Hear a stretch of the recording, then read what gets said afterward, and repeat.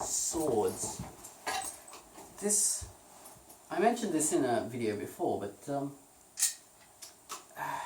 cold steel sabre. The cold steel gets a very bad rap in general for their swords. I believe that's mostly because they have really douchey advertising. The swords actually aren't that bad.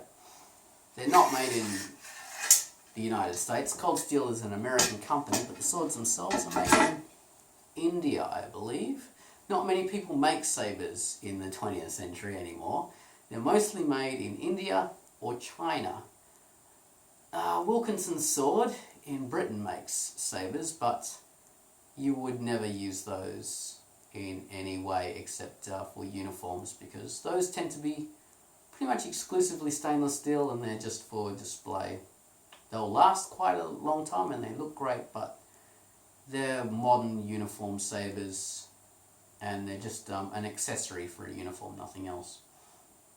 So if you want a usable sabre, getting a cold steel sabre is a good way to go, because they're produced to a slightly better specifications than a lot of recreation sabres. I think the company that makes the cold steel sabres also make the ones for universal swords. I'm not sure. But anyway, Universal Swords also produce a similar style of sabre, but it isn't quite to the quality. You can just tell there are various things that are good tells that it's not quite as good. You can also get the 1796 style from, I think, Military Heritage, and again, they're not very good. So the cold steel ones are usable sabres. Now, the differences between cold steel and actual examples of antique swords. Now, people say the cold steel ones are extremely heavy, very poorly balanced, and not a good facsimile. Now, I have to say again, the hilt on this is my own custom version, so this is not what you'll get with the cold steel sabre. The hilt I had with the cold steel sabre, the stirrup guard was okay, but the wood grip was way too thick and chunky. Felt awful in the hand, so that was a huge mark against them. I had to carve that down extensively.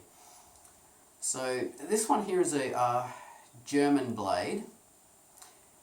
Obviously does not have a 1796 hilt, but it has a 1796 blade and pretty much everything about the 1796 except for the 3-bar guard. That's how it looks like, directly up against the cold steel sabre. This here, I bought this. This is a 1796 light cavalry, possibly a Blucher sabre, but the auctioneers that I bought it from sold it as a 1796. That's what it looks like. It looks like it's a tiny bit narrower, maybe, than a typical 1796, but it's not outside of the range. It's probably been sharpened and thinned down over the years. It's lost its cutting sharpness, but it still has an edge that you could easily put an edge on and make it sharp as well. Anyway, so that's how the three swords look together.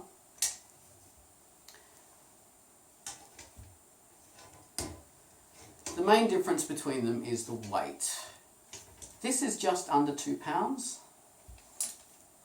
This is just over 2 pounds, and this sword here is a bit more over that, maybe 2 1/4. Possibly my fancy schmancy hilt adds to that weight. So anyway, there's that. The blade on the cold steel is quite a bit sturdier than this original 1796 in a few ways, and quite close to this particular blade here, this German blade. So it's not too far out. Let's take my gloves off. Oh no, I'll leave them on. So for this blade here, you'll see the foible is quite thin. It's able to bend in the foible a bit. 1796 here. thinner again, bends much more in the foible, although still quite stiff. The cold steel, much stiffer again, does not bend very much. That's not particularly because it's that much thicker in the foible. It is a bit thicker than those blades, mainly because it's just stiffer steel, really. Probably not, the fuller doesn't go as deep, perhaps, as it does on these blades.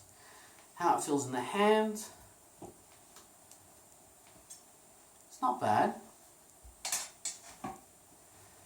This one here, again, quite similar. And this one here, the lightest of the three.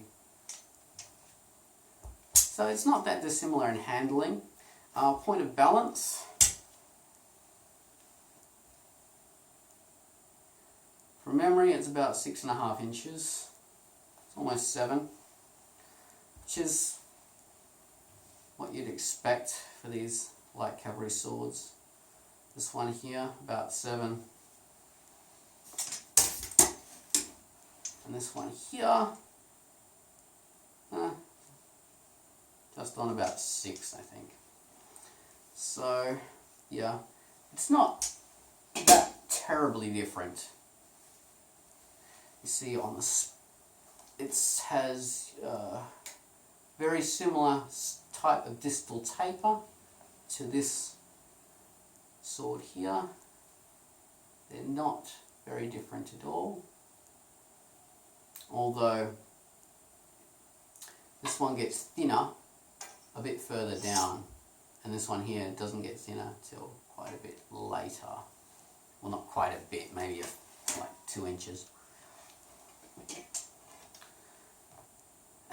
This one here has a slightly more distal taper.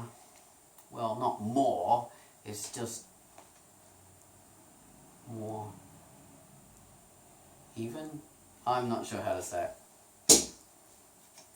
Less gradual. This one here is more gradual distal taper. So yeah, that's it.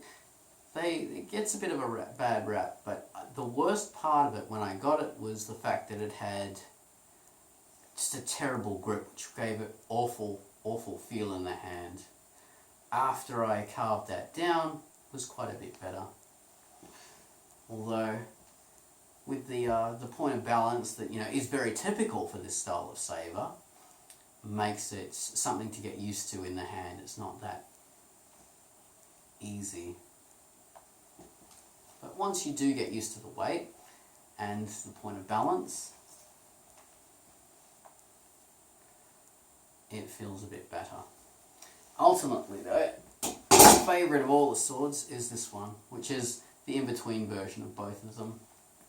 It just feels so much better. And if I was going to pay a smith to do a recreation, and most custom smiths don't make sabres, that's only really a thing in Eastern Europe, I would get a version of this one made. I'd get this precisely made, but nice and shiny rather than blackened with rust. So yeah, that's the swords. Cold steel gets a worse rap than it deserves. You really can't go by arguments that people have had online. You have to experience them for yourself and compare it to original antiques to really know how it handles and how it feels.